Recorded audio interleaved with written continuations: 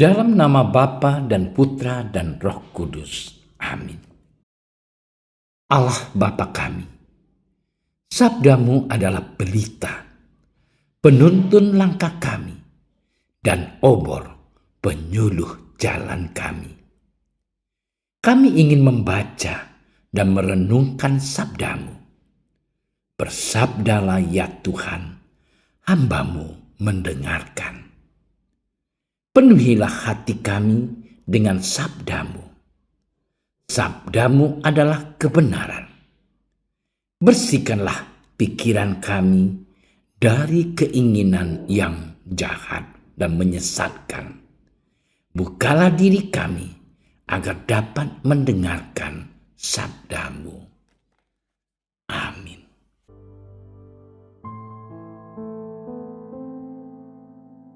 Dalam khotbah di bukit, berkatalah Yesus, "Bila kalian berdoa, janganlah kamu bertele-tele seperti kebiasaan orang yang tidak mengenal Allah.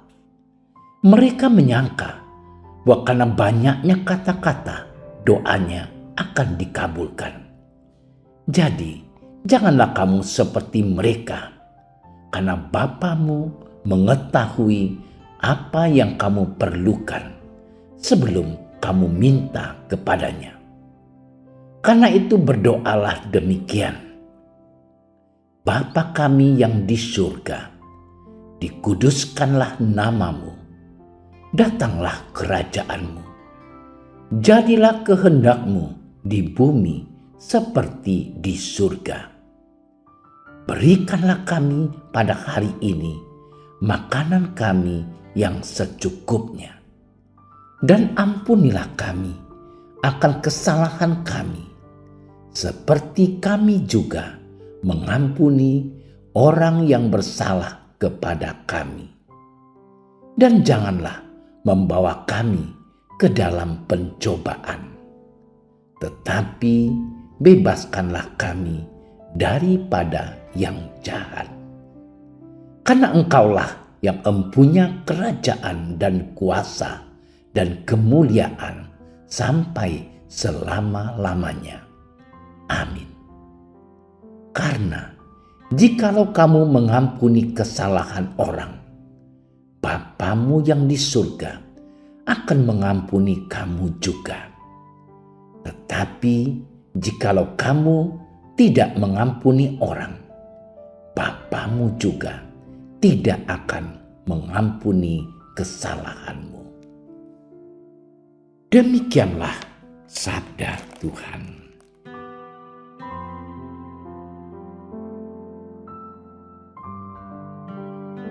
Saudara-saudariku yang terkasih, bagi orang yang sudah dibaptis sejak lahir, doa Bapa kami menjadi salah satu doa pokok yang bisa diajarkan oleh orang tua kepada anak-anaknya. Sementara bagi mereka yang dibaptis waktu remaja atau dewasa, doa Bapa kami bisa menjadi salah satu syarat untuk dapat menerima sakramen permandian.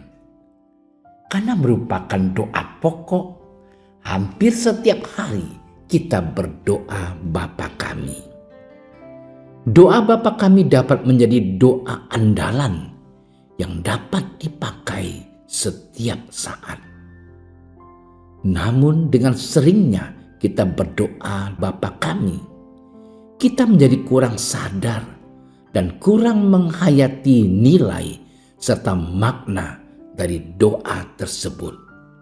Yang terjadi adalah bahwa mulut kita dengan cepat berkomat kamit berdoa-doa Bapa kami, sedangkan hati dan pikiran kita melayang entah kepada siapapun tanpa arah.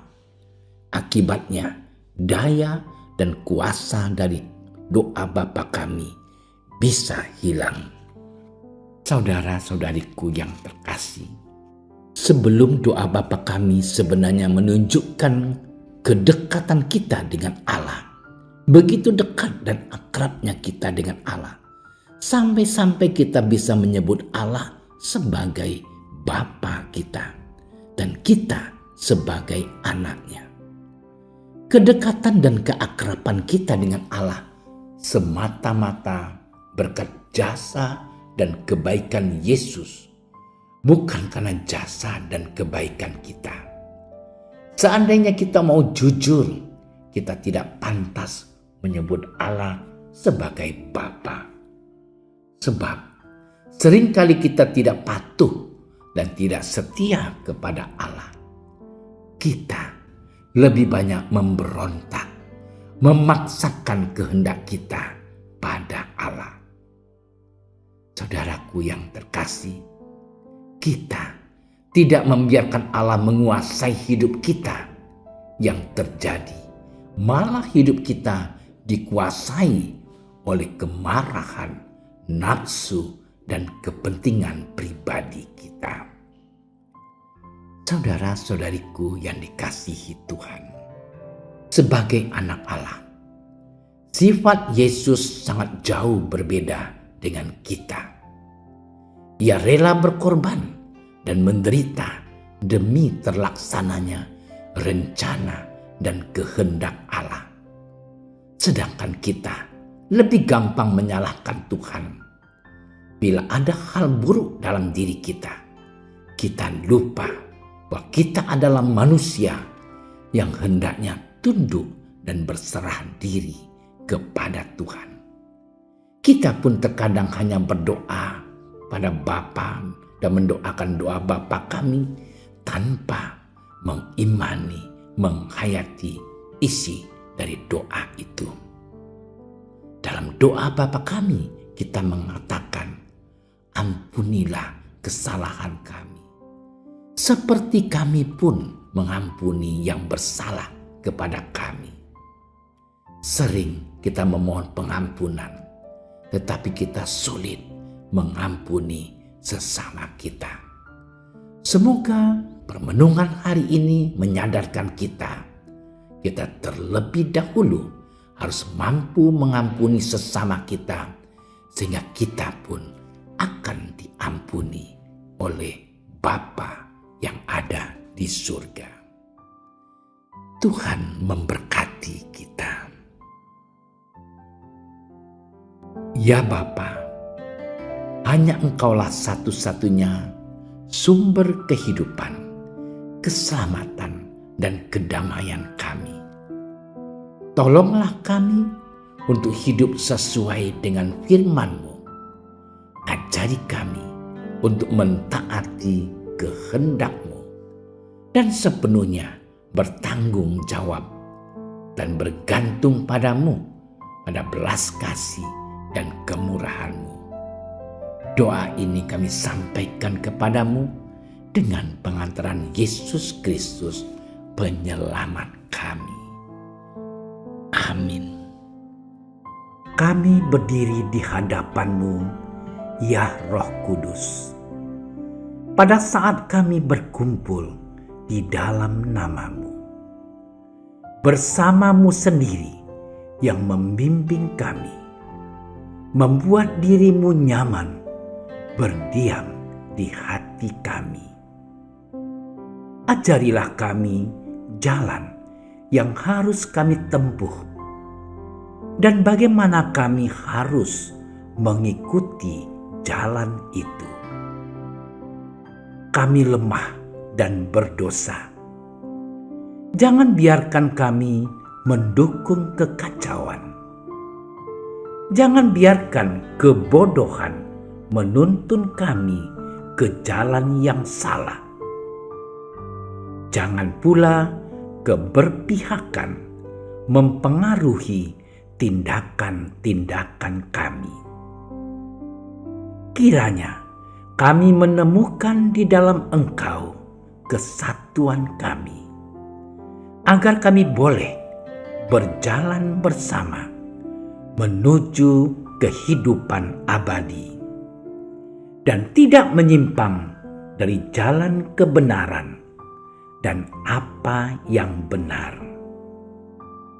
Semua ini kami mohon kepadamu yang berkarya di setiap tempat dan waktu, dalam persekutuan dengan Bapa dan Putra, untuk selama-lamanya. Amin. Bapa kami yang ada di surga, dimuliakanlah namamu. Datanglah kerajaanmu. Jadilah kehendakmu di atas bumi seperti di dalam surga. Berilah kami rezeki pada hari ini, dan ampunilah kesalahan kami, seperti kami pun mengampuni yang bersalah kepada kami. Dan janganlah masukkan kami ke dalam percobaan, tetapi bebaskanlah kami dari yang jahat. Amin.